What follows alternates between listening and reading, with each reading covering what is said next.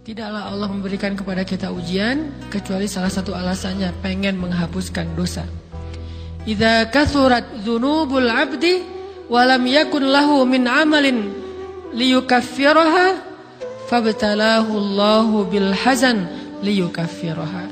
Kalau seorang hamba banyak dosa dan dia enggak cukup amal untuk mengkifarat dosa-dosanya, Allah akan menguji dia dengan rasa sedih, dengan rasa kecewa, dengan rasa berat, sakit hati untuk mengkifarat dosa-dosanya. Itu yang kita bangun. Sehingga kalau ada masalah sama orang lain, kita memperbaiki diri dulu. Bukan sibuk dengan kesalahan dia terus menerus yang gak mau kita maafin. Misalnya ada teman kita nih, jadi clash sama kita. Hal pertama yang kita bangun, astagfirullahaladzim, saya banyak dosa nih. Tapi kan yang salah dia, ya. Tapi mungkin dia nggak akan mengatakan kalimat itu, nggak akan bersikap kayak gitu kalau kita nggak punya dosa. Allah sengaja mengutus dia untuk menguji kita lewat kata-katanya, lewat perilakunya, karena kita punya dosa.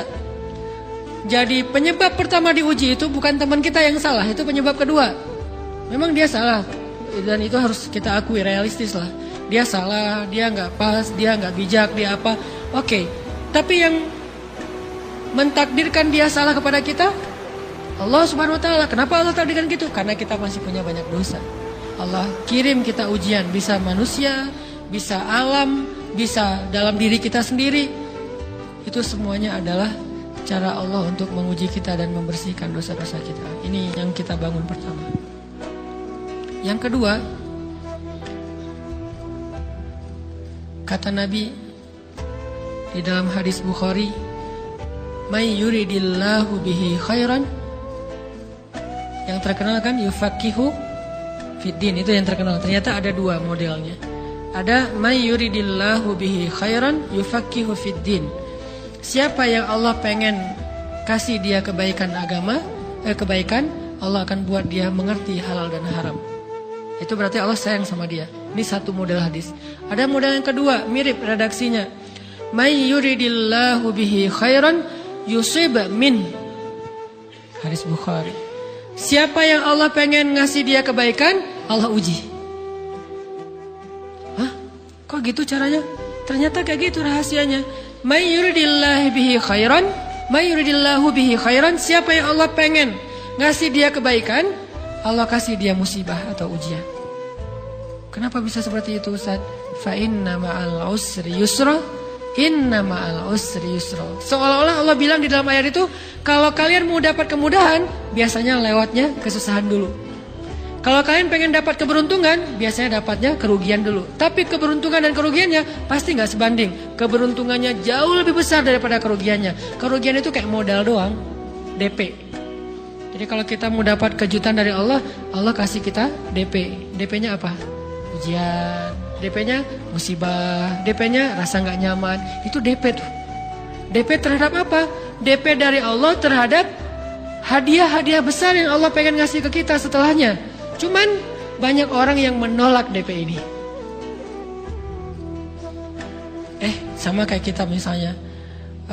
Kalau kita mau ngasih dia hadiah, kita kasih dia kayak kejutan dulu. Dia lagi ulang tahun nih, disiram air dulu. Setelah itu dikasih hadiah-hadiah yang mahal. Rela nggak disiram air demi hadiah? Rela, udah siramin lagi aja. Kalau setelahnya ada hadiah. Yang kita nggak rela, kalau setelah disiram disuruh bersih-bersih sendiri dan gak dikasih apa-apa, kan gak rela tuh. Berarti ini bab iman. Yakin gak kalau Allah tetap ngasih hadiah? Kan sabar dan iman itu ternyata tahu aman, kembar. Kalau kita yakin Allah ngasih hadiah setelah ngasih kita DP ujian, ya kita akan sabar. Gak apa-apa deh, bentar lagi mau dikasih hadiah, digini-giniin juga gak masalah. Dibully, diapain sama Allah, biarin aja. Ya Allah saya sabar, kan bentar lagi mau dikasih hadiah nih. Ini masalah yakin. Tapi kalau kita gak yakin, apa sih maunya Allah, gitu kan? Begitu kalimat ini keluar, maka yang muncul setelahnya adalah mengeluh, berputus asa, dan gak akan sabar menghadapi ujian. Ujian, kata Nabi, may yuridillahu bihi khairan. Siapa yang Allah pengen kasih hadiah, siapa yang Allah pengen kasih kejutan, siapa yang Allah pengen kasih pertolongan, siapa yang Allah pengen kasih kebaikan, yusib min. Allah akan uji dia dulu. Ini sunnatullah. Sehingga kalau kita lagi diuji, Yang kita lihat jangan ujiannya, apa setelah itu. Gimana ngelihatnya Ustaz nggak kelihatan? Dengan mata hati. Istafti qalbak, tanya kepada hatimu, kelihatan nggak? Dengan mata hati. Gimana ngelihat dengan mata hati? Dengan iman, saya percaya Allah pasti ngasih kebaikan setelah ini. Orang Allah sendiri yang ngomong, nggak ada satu huruf pun di Al-Quran yang salah, apalagi satu ayat, apalagi 2 ayat. Fa inna ma'al usri yusra, ditegesin lagi, inna ma'al usri yusra. Tapi usr dulu, baru yusr. Dikasih kesusahan sedikit, dikasih kemudahan yang banyak. Dikasih kesusahan sedikit, dikasih kemudahan yang banyak. Ini yang kita coba bangun, tajdidul iman, bangun memperbarui yakin. Sehingga ketika kita diuji, sedih, wajar. Mengaduh sedikit, bukan mengeluh ya. Kalau mengeluh kan nyalahin Allah. Kalau ngaduh, yang namanya orang dicubit kan, itu ngaduh. Tapi kalau, apa sih maunya Allah? Nah itu ngeluh. Antara mengadu dengan mengeluh berbeda. Mengaduh, itu manusiawi. Sedih, itu manusiawi. Air mata, bahkan bukan hanya manusiawi, itu rahmat dari Allah. Orang yang gak bisa menangis itu yang bahaya. Kalau kita masih bisa menangis, berarti kita masih peka hatinya. Bukankah anak kecil paling sering menangis? Berarti hatinya peka.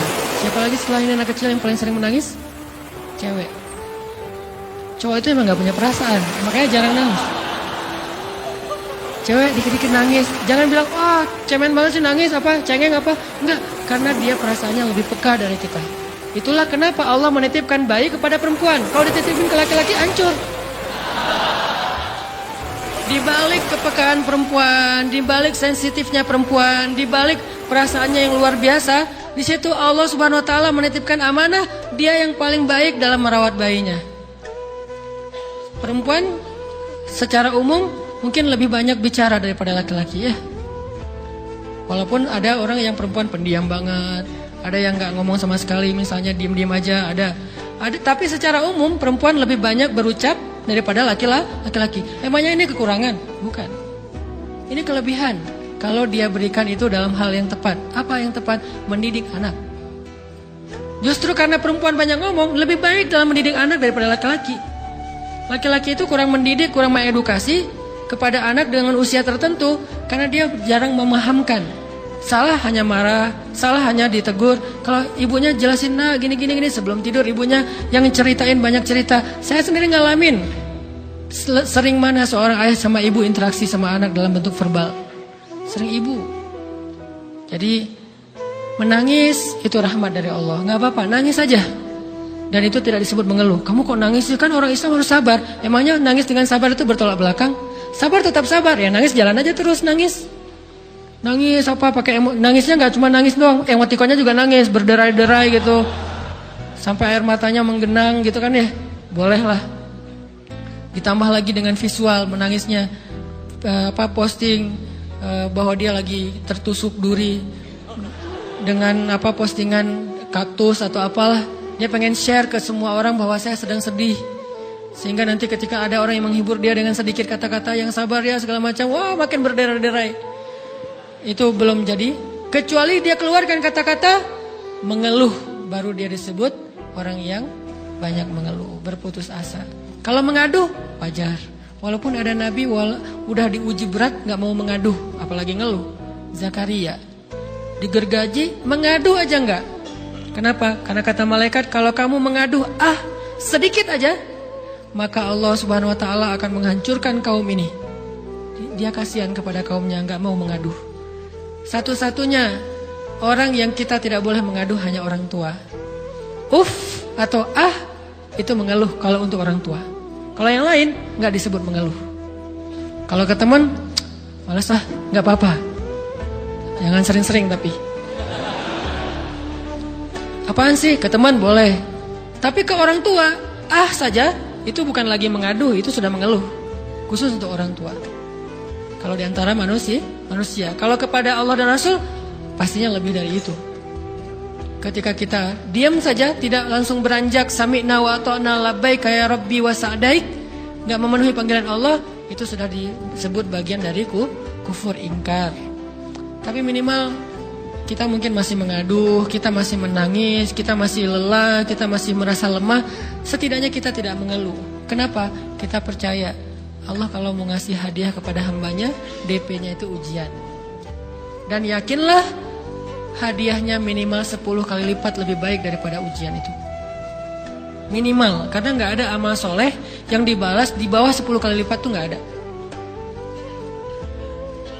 Amal soleh, amal ya bukan niat. Amal yang udah kita kerjakan minimal dibalas 10 kali lipat. Minimal, maksimalnya bighairi hisab, tanpa batas. Bighairi hisab, tanpa batas. Ada yang 700 kali lipat kayak sedekah. Tapi tetap aja ayat sedekah di akhirnya ujung-ujungnya apa? Bighairi hisab juga kan?